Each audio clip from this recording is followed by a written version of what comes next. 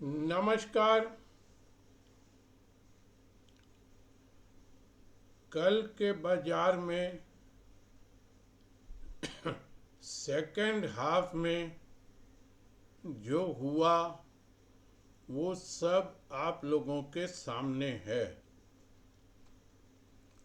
सुबह से लेकर करीब करीब 1 बजे, 1:30 बजे या अंदाज 2 बजे तक एकदम एक सीमित दायरे में बाजार काम कर रहा था। अचानक 100 पॉइंट का जंप तो निफ्टी में ऐसा आया जैसे किसी हम 440 वोल्ट के तार को छूते हैं और वो फेंकता है। ऐसा लगता है कि उस तार को निफ्टी ने छुआ होगा। इसका जो कारण मुझको भी समझ में आया, कल बहुत मजे से कॉल ऑप्शन के राइटर को फंसा लिया गया।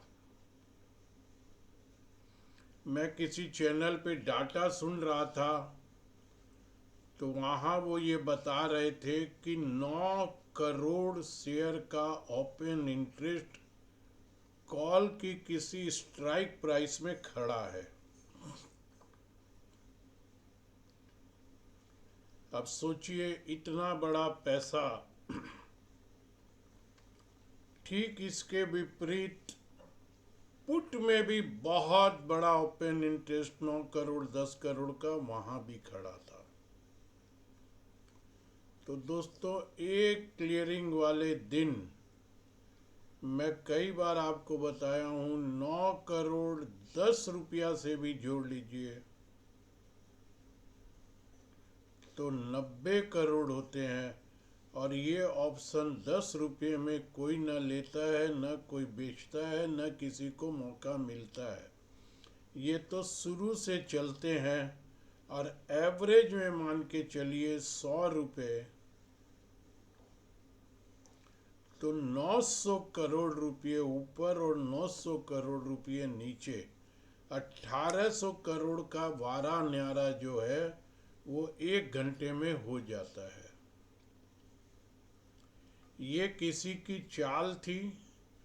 इस तरीके का मूवमेंट क्लियरिंग वाले दिन ये बिना कोई गैंग, बिना कोई ग्रुप के कभी नहीं हो सकता है। आधे घंटे में 300 पॉइंट, क्या न्यूज आई, क्या बात आई।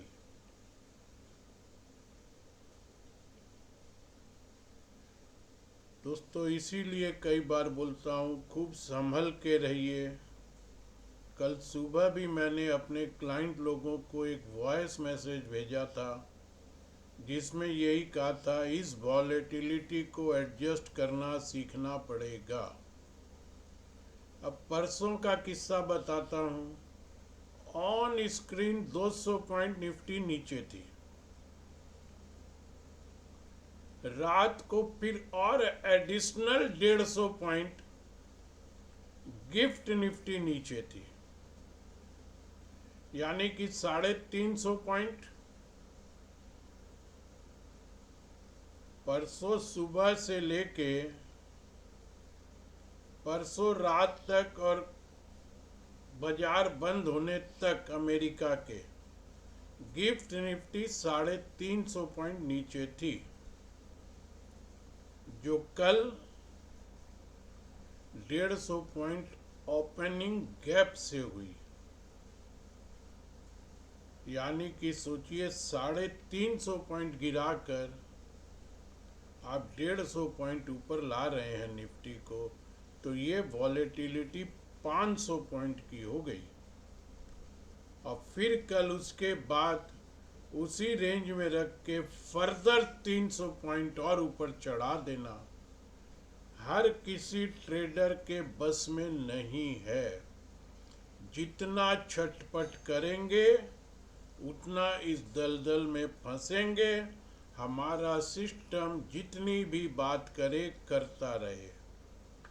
दोस्तों, मैंने फिर अपने लॉयर टीम को एक प्रपोजल दिया है एक लाइन समझाई है कि इसको आप पहले समझिए और फिर हम इसको सिस्टम के अगेंस्ट में फिर चैलेंज करूँगा। अगर मेरी लॉयर टीम बोलती है इसको चैलेंज कर सकते हैं तो मैं करूँगा। कोई बेटा एनालिस्ट 10 साल में नहीं कर रहा है, मैं करूँगा। क्या करूँगा ये आपको बताता हूँ।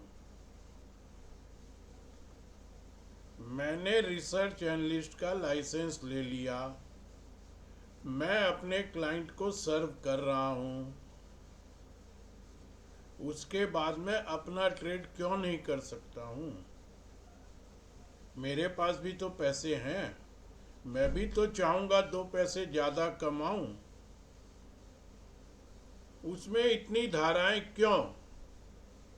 आप ये देखिए, मैं कोई मैनिपुलेशन कर रहा हूँ क्या? मैं माल पहना रहा हूँ क्या? उदाहरण से समझा रहा हूँ दोस्तों, समझिएगा। किसी और एनालिस्ट से आपका संपर्क हो तो उससे पूछिएगा, जबकि मैं चैलेंज कर रहा हूँ। टीवी वालों को तो बात छोड़ दीजिए, यूट्यूब का भी कोई एनालिस्ट, वो रजिस्टर्ड है या अनरजिस्टर्ड है, आपका फ़ोन नहीं लेगा, ये मैं जानता हूँ। ये तो एकमात्र प्रदीप सुरेखा है जो 22 साल से हर आदमी से बात कर रहा है। उदाहरण में एक स्टॉक भी डिस्कस कर रहा हूँ, आपको यूट्यूबर को समझ में आए अपनी पोजीशन आपको क्या करना है। मैं कोई बाई, कोई सेल, कोई रिकमेंडेशन नहीं कर रहा हूँ और उस स्टॉक में मेरी कोई पोजीशन नहीं है। अभी तो मैंने एक ही काम और शुरू किया है कि मैं अगर कोई स्टॉक लूँगा, उसका बस, वो कहते हैं ना, बाएं हाथ से कुछ भी करिए तो दाएं हाथ को भी पता नहीं चलेगा, या दाएं हाथ से कुछ करिए तो बाएं हाथ को भी पता नहीं चलेगा। तो अब मैं अपना ट्रेड करूँगा ना, वो ट्रेड मेरी जबान पे आएगा ही नहीं, 30 दिन तक तो नहीं आएगा। उसके बाद देखूंगा, और इसी को मैं चैलेंज कर रहा हूँ। तो आप ये हमेशा मानिएगा कि मैं जो स्टॉक डिस्कस कर रहा हूँ उसमें मेरी पर्सनल पोजीशन नहीं होगी, मेरी लॉयर टीम बताएगी तब देखूंगा। आइए दोस्तों, वीडियो बड़ा होगा या छोटा मुझको नहीं मालूम है, नहीं समझ में आए वीडियो बंद कर दीजिएगा। एक स्टॉक है जियो फाइनेंस। ये स्टॉक मैंने अपने क्लाइंट को 2 या 3 दिन पहले 347 रुपये में रिकमेंड किया है। एक पर्टिकुलर स्टॉप लॉस है और टारगेट भी अभी तक सेट नहीं किया हूँ। आप मेरी वेबसाइट पर जाइएगा, ऊपर लाइन पर एक लिखा हुआ है प्रीवियस कॉल, वहाँ जाके उसको खोलिएगा। तो जो कॉल मैं दे रहा हूँ वो तो 4 लाइन में है। जियो फाइनेंस बाई करना है, करंट मार्केट प्राइस ये है, टारगेट प्राइस ये हो सकती है, स्टॉप लॉस ये हो सकता है। सिर्फ ये 4 लाइन काम की है, इसके अलावा 40 लाइन और लिखनी पड़ रही है, जिसको किसी के पास पढ़ने की न जरूरत है न फुर्सत है। और एक बार अगर मैंने अपने क्लाइंट को लिख के दे दिया तो वो हमेशा के लिए लागू है। फिर रोज क्या उसको मैं नियम बताऊं, क्या चीज समझाऊं मैं उसको। लेकिन मुझको हर कॉल में वो 40 लाइन डालनी पड़ेगी।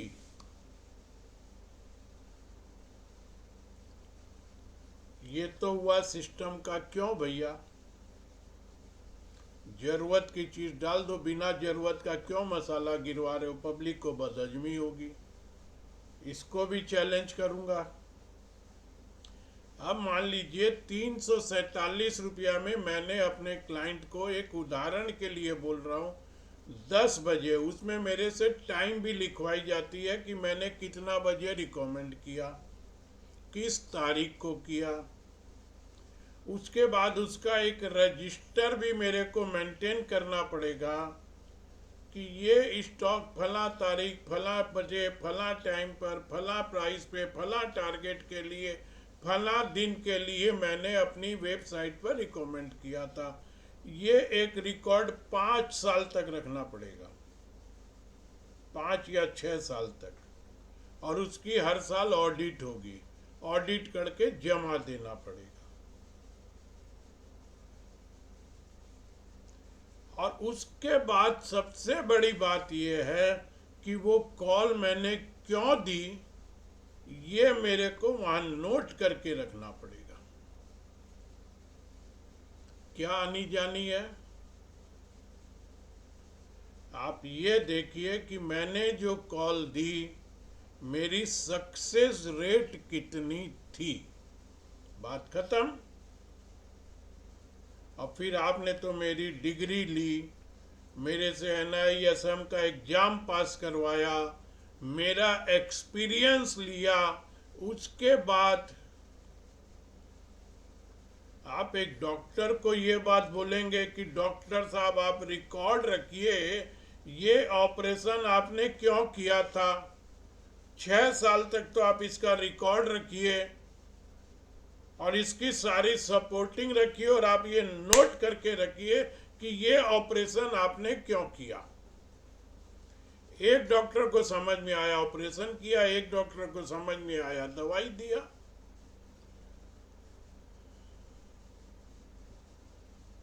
जिस दिन आप डॉक्टरों को ये बोलने लग जाएंगे, डॉक्टरी बंद हो जाएगी कि नहीं हो जाएगी? अब वो डॉक्टर मरीज देखेगा, ऑपरेशन करेगा, कि आपके ये सारे रिकॉर्ड मेंटेन करेगा? एक एक्सरे देखेगा, एक MRI देखेगा, एक कुछ और देखेगा। एक डॉक्टर बोलेगा ऑपरेशन के बिना भी काम चलेगा, एक बोलेगा नहीं नहीं ऑपरेशन तो अभी करना पड़ेगा, एक बोलेगा 3 महीने बाद करने से भी चलेगा। मेरे घर में एक पेट लाया गया है 1 साल पहले, वो अब मेरा फैमिली मेंबर हो गया। चलते चलते उसकी पाँव कहीं स्लिप कर गई होगी, उसके पाँव के जॉइंट की हड्डी घसक गई, गैप हो गई, वो लंगड़ा के चलने लगा एक पाँव से। हमने उसकी एक्सरे करवाई, 3 डॉक्टर का ओपिनियन लिया। एक बोलता इसका तुरंत ऑपरेशन करवाइए और प्लेट लगा के जोड़ देंगे, एक बोला दवाई से ठीक हो जाएगा। अब उनका ऑपरेशन करवाना, उस पेट का, वो कितना स्थिर बैठा रहेगा, उसको कैसे रखेंगे हम।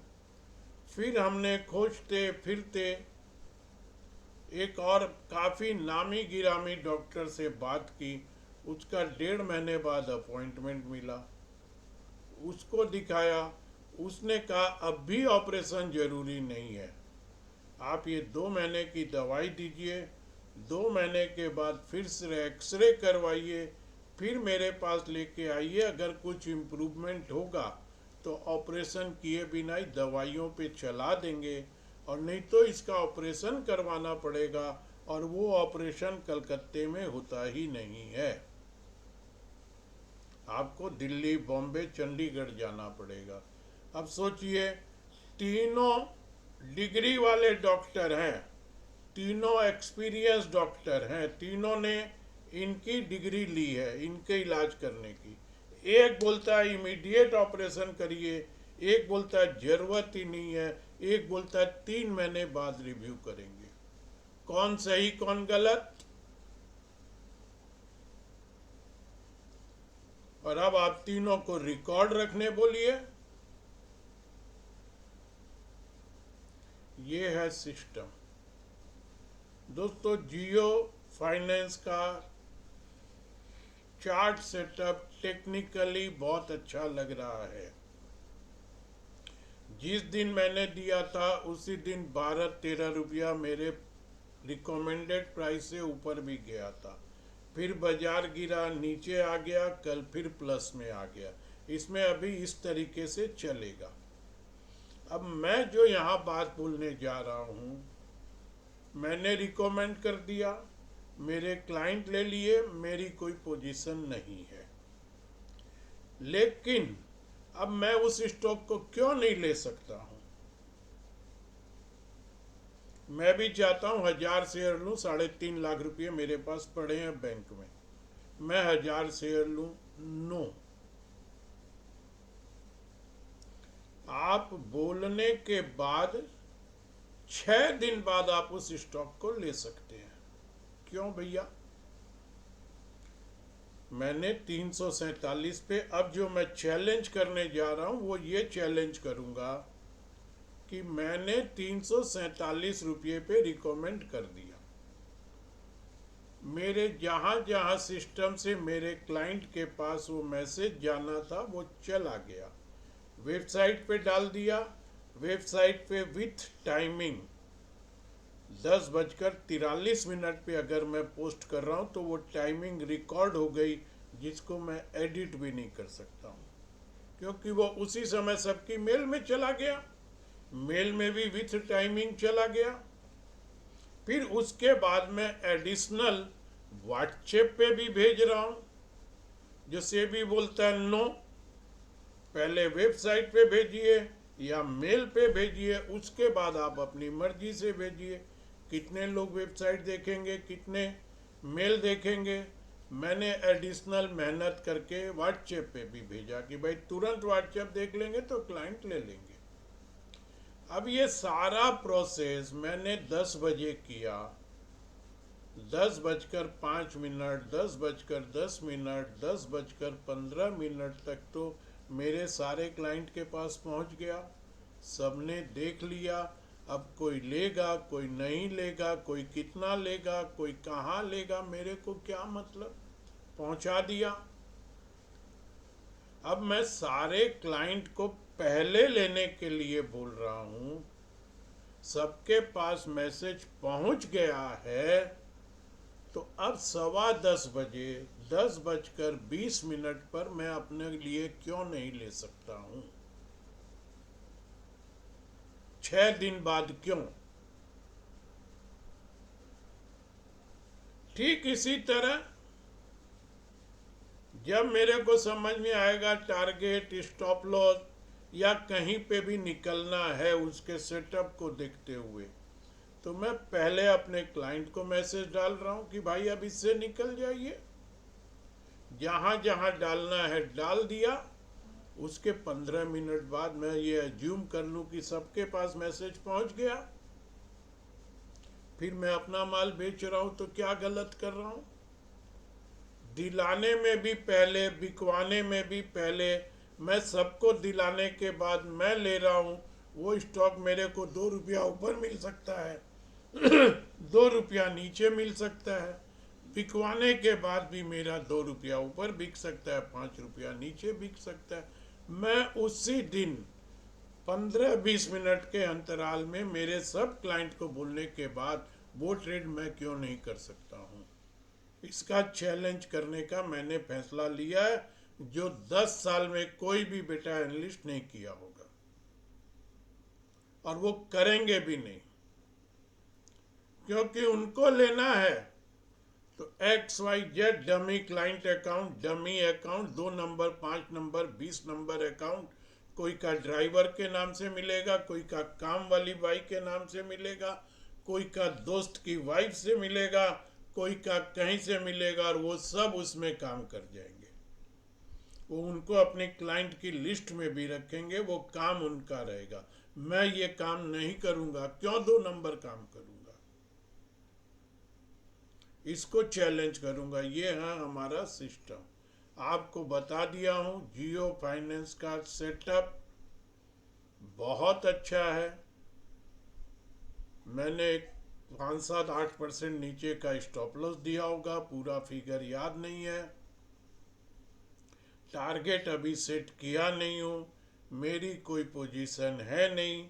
नियम से 6 दिन बाद मैं जब बोल दिया, उसके 6 दिन बाद अगर मुझको समझ में आएगा तो मैं लूँगा, नहीं तो मैं नियम तोड़ के नहीं जाऊँगा।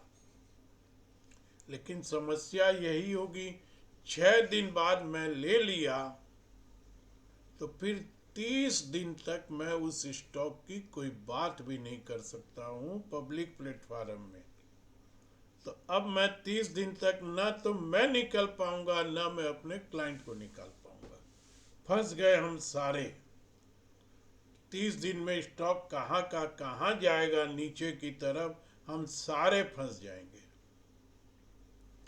तो लेने के पहले भी मुझको 6 दिन बाद भी ये सोचना पड़ेगा कि अब 30 दिन तक तो मैं ब्लॉक हो गया और मेरे क्लाइंट भी ब्लॉक हो गए।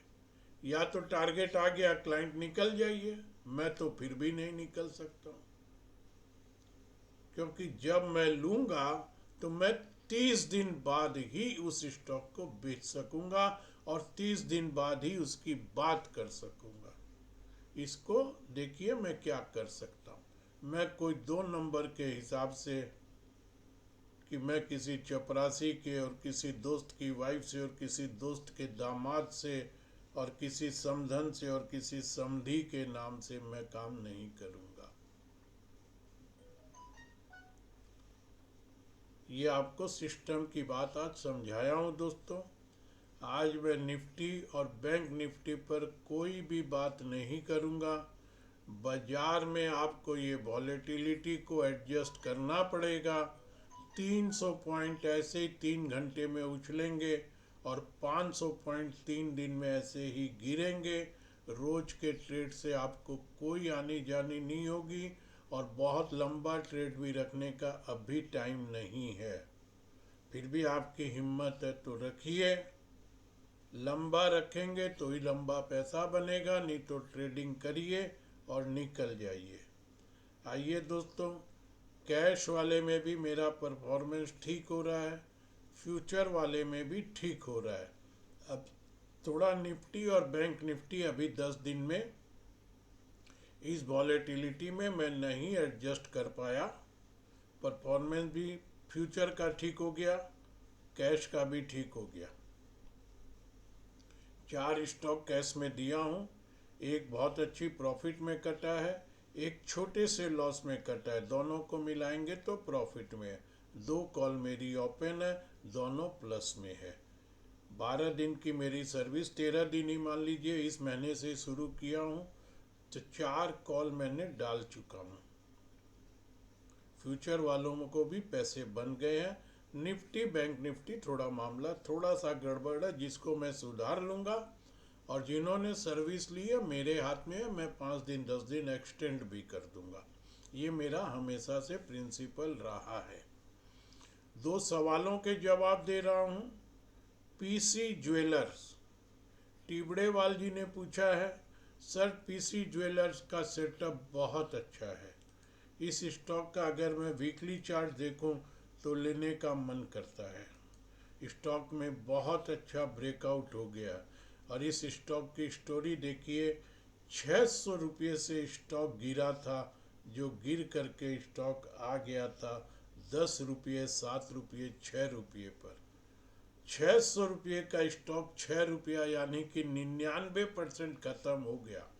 वहाँ पे कोई आदमी पैसा लगा देता तो 600 वाले ने तो 99% खोया था। आप 6 रुपये वाले अगर 99% खो देते तो कितना जाता। अब वहाँ से ये जो स्टॉक चला है एकदम बहुत अच्छे सेटअप के साथ, खूब अच्छा वीकली चार्ट पर ब्रेकआउट लेके बैठा है। अभी ज्वेलरी सेक्टर के सारे शेयर परफॉर्म कर रहे हैं। इसके फंडामेंटल की मुझको कुछ भी नहीं मालूम है, लेकिन जिस तरीके का चार्ट सेटअप है और इसमें दोबारा से जा कर के 105 106 रुपया के ऊपर जो ब्रेकआउट हुआ है, इस ब्रेकआउट में अभी भी बहुत दम है। मैं कोई रिकमेंडेशन नहीं कर रहा हूँ, और इस टाइप के स्टॉक को मैं लेना भी नहीं कर, मतलब लेता नहीं हूँ, काम नहीं करता हूँ। लेकिन जिसको बोलते हैं ना लालच या आकर्षण, ये चार्ट लेने के लिए आकर्षित कर रहा है। अब इस आकर्षण में कौन कितना कैसे काम करेगा, हम हर चीज़ के प्रति आकर्षित हो जाए, वो हर चीज़ हमको मिल जाए, ऐसा भी जरूरी नहीं होता है। तो टिबड़ेवाल जी, मैं सिर्फ इतना ही आपको बता दिया हूँ, मेरी कोई पोजीशन नहीं है, और मैं शायद लूँगा तो नहीं, क्योंकि मैं इस टाइप के स्टॉक में काम नहीं करता हूँ। लेकिन स्टॉक बहुत खींच रहा है कि इसमें कुछ काम करना चाहिए, और जहाँ से ब्रेकआउट आया है उसके और थोड़ा नीचे का स्टॉप लॉस लगा के कोई रिस्क लेता है। 6 रुपये में लिया होगा, 10 रुपये में लिया होगा, 6 का 12 हुआ होगा, और देखिए 600 से 6 रुपये आया, तो कुछ तो कहानी थी ही। तो इस तरीके के स्टॉक पे भरोसा भी नहीं होता है। एक परेश भाई ने स्पाइस जेट पे पूछा, परेश भाई स्पाइस जेट का भी ट्रेड सेटअप बहुत अच्छा है, इस स्टॉक में अभी बहुत सी खबरें हैं, वो सारी खबरें अगर स्टॉक के फेवर में आ जाती है तो स्टॉक बहुत अच्छा परफॉर्म करेगा। एक अभी लेटेस्ट 10 दिन पहले बुरी खबर आई थी, उस बुरी खबर के बाद भी स्टॉक 60 रुपया तोड़ा नहीं है। तो आप ये समझ लीजिए, बुरी खबर पे 61 का लो बनाया, तो वही 60-61 का सपोर्ट मान लीजिए। अच्छी खबरों पर ध्यान दीजिए, तो ये स्टॉक अच्छा परफॉर्म कर सकता है। मार्च क्वार्टर, जून क्वार्टर का रिजल्ट बहुत अच्छा आया था, उसी लाइन पे अगर सितंबर क्वार्टर का रिजल्ट आता है तो स्टॉक शायद और परफॉर्म करेगा।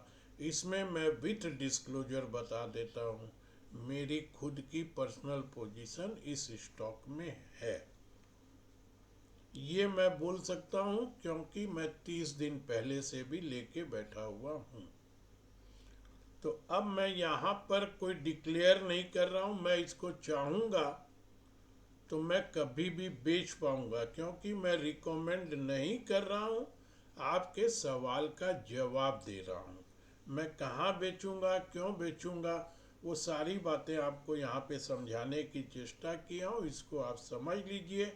सितंबर क्वार्टर का रिजल्ट और इसमें होने वाले जो भी कॉरपोरेट एक्शन है, स्टॉक बहुत सुर्खियों में है। अगर सब कुछ फेवरेबल हो गया तो स्टॉक अच्छा परफॉर्म करेगा, ये मैं बोल सकता हूँ। अब फेवरेबल अनफेवरेबल की बातें सोचिएगा। दोस्तों, आज निफ्टी बैंक निफ्टी कल का मूवमेंट देख के कुछ भी नहीं बोल रहा हूँ। सोमवार को फ्रेश लेवल लेकर के आप लोगों के सामने जरूर आऊँगा। मेरी सर्विसेज, मेरे परफॉर्मेंस, मेरे अनुभव पर आपको भरोसा हो, बहुत कम दामों में सर्विस रखा हूँ। मेरे साथ जुड़ना चाहें तो ज़रूर जुड़िएगा। धन्यवाद।